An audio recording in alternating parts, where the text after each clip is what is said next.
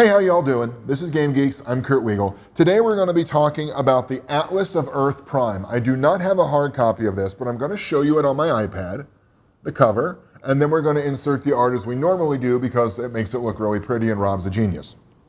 This is the setting for Mutants and Masterminds 3rd edition, their own world.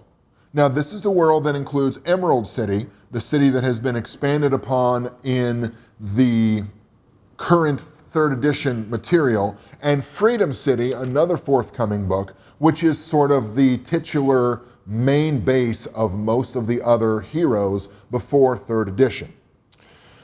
This was originally put out as individual PDFs, but they're now collected all into one convenient place. Well, one of the advantages to the original selling as separate items in separate places was, let's say you really want to play in Canada. Hi, Jimmy. If you really want to play in Canada, you can get the Canadian product and then completely ignore in India, Asia, Ukraine, whatever you want. It breaks it down into large geographical swaths. So I'm really not going to go into any huge detail on them because that would take hours and hours and hours. I will say that all of the content is extremely cohesive. It holds together well and is a really nice job of building a thematically appropriate, thematically unified world for your supers to adventure in. There's a good history of the universe there, where heroes have interacted with history, but it's still the world that we know it. And it's not terribly derivative, to be completely honest with you. It's what we like to call in my game group similar to, but legally distinct from, the Marvel and DC universes. There's enough there that you can recognize it and you can go on, but it's also separate enough that you have your own room to walk in. Each particular region gets information on the setting, the altered history of that region, local heroes and villains, sites of interest, and plot hooks. And this goes through a whole bunch of them. Other characters show up from 2nd edition products that I like. The only two I instantly recognized were Thomas Reimer and Kyle Vance. Those were both from the Book of Magic, which was for 2nd edition. I'm sure there are others that pop up in here. Art is pretty good. Some pieces, I'll be honest, are slightly better than others.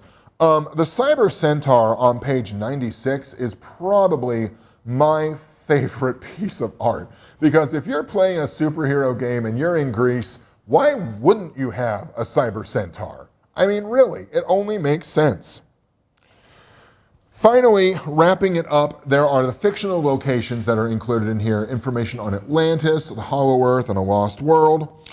In Atlantis, you get the deep ones, which I was going, ooh, Lovecraft, but in reality are more a crossbreeding of Lemurians and serpent people, but there's still the Lovecraftian piece there if you want to use it. There are links to Green Ronin's Freeport setting as well.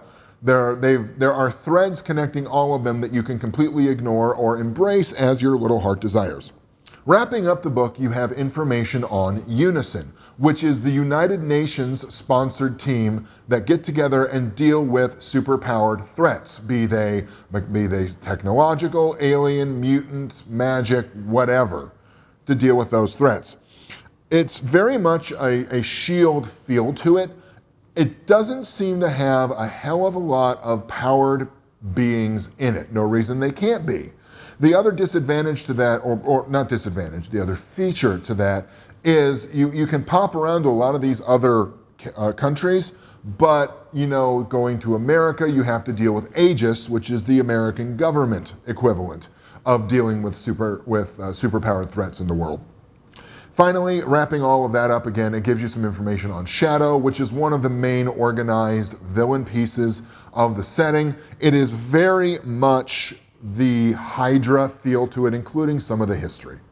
All in all, this is a great game. This is a great product, I should say, for Mutants and Masterminds 3rd edition. This opens up the world completely. If you've ever wondered if Mexico is full of superpowered luchadors doing daring deeds and punching ghosts, you'd be right.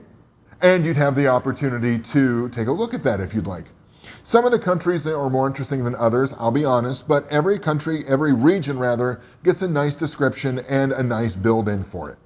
I like this book a lot. It's great if you're playing Mutants and Masterminds 3rd edition, or really any Supers game where you want to create an alternate Earth. You could use this with the Superpowers Companion from Savage Worlds, for Hero if you wanted to divorce yourself from their champion's setting. For Game Geeks, I'm your host, Kurt Wiegel. Good day and good gaming. That one was just for you.